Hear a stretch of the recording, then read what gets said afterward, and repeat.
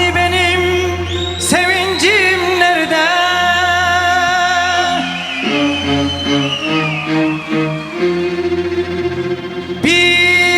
Bilyelerim topacım,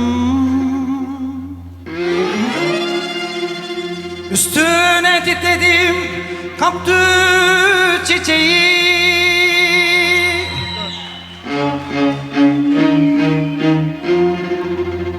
Çaldılar gençliğimi habersiz,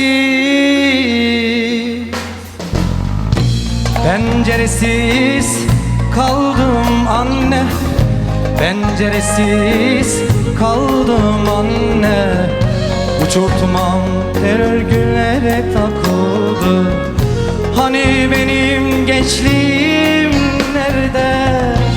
Penceresiz kaldım anne, penceresiz kaldım anne. Uçurtmam tellere takıldı. Hani benim gençliğim nerede?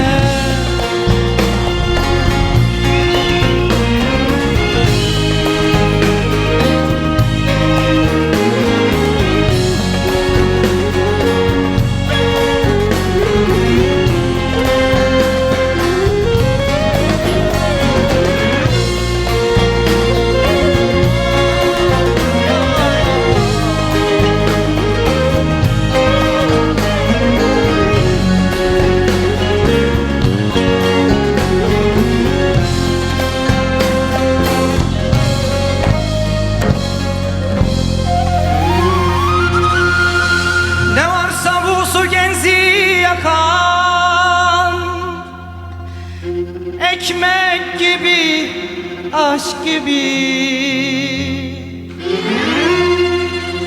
ne varsa güzellikten yana bölüştüm,